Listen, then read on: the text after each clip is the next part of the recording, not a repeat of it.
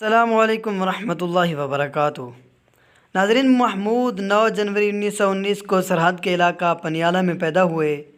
یہ وہی محمود ہے جو پاکستان کے سیاسی افق پر مفتی محمود کے نام سے رونق افروز رہے اور پاکستانی قومی اتحاد کے سربراہ کی حیثیت سے پاکستان کو نئی جہت عطا کر گئے۔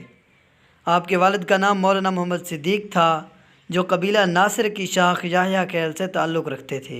یہ خاندان سارے کا سارا اہل علم حضرات کا تھا۔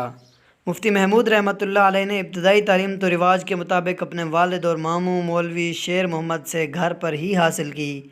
6 برس کی عمر میں مفتی محمود کو پنیالہ کے مڈل اسکول میں داخل کرا دیا گیا۔ 1934 میں مفتی محمود نے مڈل اسٹینڈرڈ کا امتحان پاس کیا۔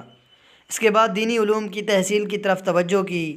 ان کے والد نے محمود کو مدرسہ شاہی مراد آباد بھیجا، کیونکہ وہاں 2 ایسے حضرات مدرس تھے جن کے ساتھ آپ کا دوستانہ تعلق تھا۔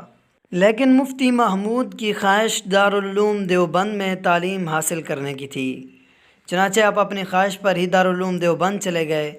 والد صاحب کو پتہ چلا تو انہوں نے مدرسہ شاہی مراد آباد واپس آنے کا حکم دیا، چنانچہ آپ نے 6 برس مدرسہ شاہی مراد آباد میں ہی تعلیم حاصل کی۔